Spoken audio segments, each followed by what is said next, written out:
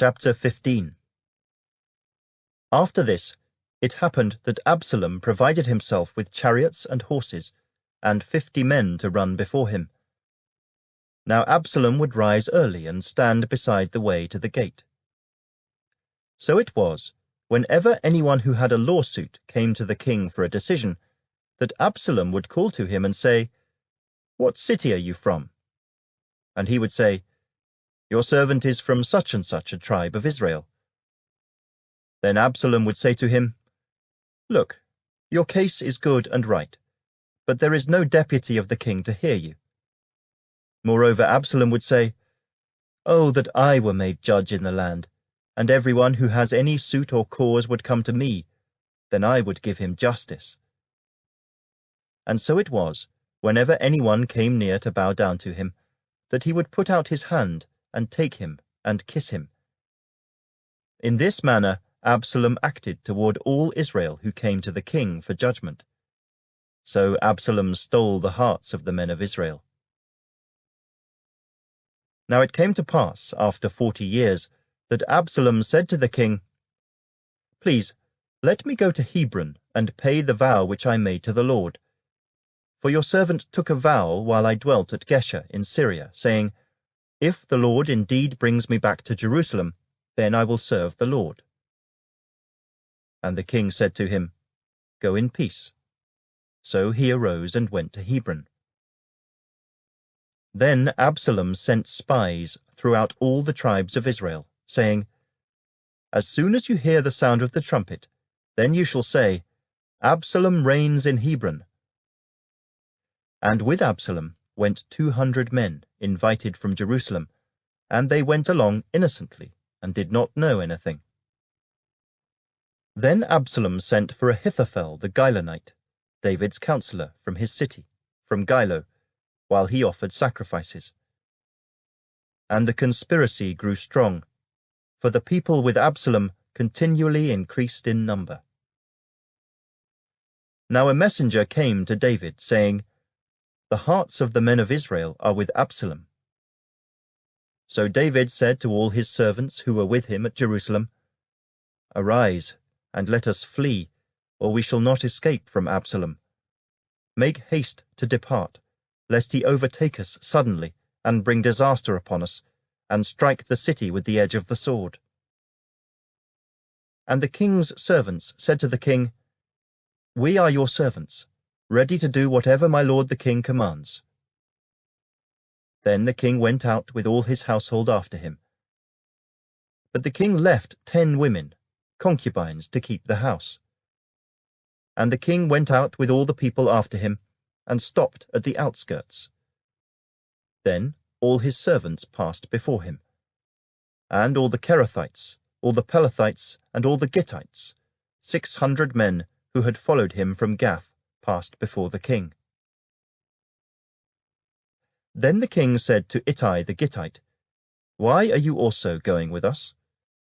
Return and remain with the king, for you are a foreigner, and also an exile from your own place. In fact, you came only yesterday. Should I make you wander up and down with us today, since I go I know not where? Return, and take your brethren back. Mercy and truth be with you." But Ittai answered the king and said, "As the Lord lives, and as my lord the king lives, surely in whatever place my lord the king shall be, whether in death or life, even there also your servant will be." So David said to Ittai, "Go, and cross over." Then Ittai the Gittite, and all his men, and all the little ones who were with him, crossed over. And all the country wept with a loud voice, and all the people crossed over. The king himself also crossed over the brook Kidron, and all the people crossed over toward the way of the wilderness. There was Zadok also, and all the Levites with him, bearing the ark of the covenant of God. And they set down the ark of God, and Abiathar went up until all the people had finished crossing over from the city. Then the king said to Zadok, "Carry the ark of God back into the city. If I find favor in the eyes of the Lord, he will bring me back, and show me both it and his dwelling place. But if he says thus, I have no delight in you, here I am. Let him do to me as seems good to him. The king also said to Zadok the priest, Are you not a seer? Return to the city in peace, and your 2 sons with you, Ahimaaz your son, and Jonathan the son of Abiathar. See, I will wait in the plains of the wilderness until word comes from you to inform me. Therefore Zadok and Abiathar carried the ark of God back to Jerusalem, and they remained there. So David went up by the ascent of the Mount of Olives, and wept as he went up. And he had his head covered, and went barefoot. And all the people who were with him covered their heads and went up, weeping as they went up. Then someone told David, saying, Ahithophel is among the conspirators with Absalom. And David said, O Lord, I pray, turn the counsel of Ahithophel into foolishness.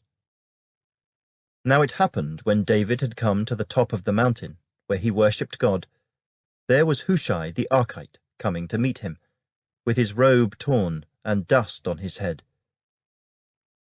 David said to him, If you go on with me, then you will become a burden to me.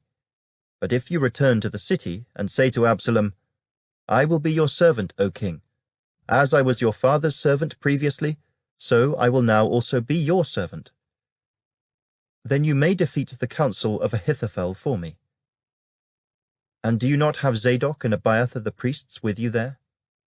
Therefore it will be that whatever you hear from the king's house, you shall tell to Zadok and Abiathar the priests.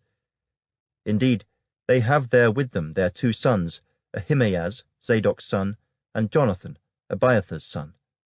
And by them you shall send me everything you hear.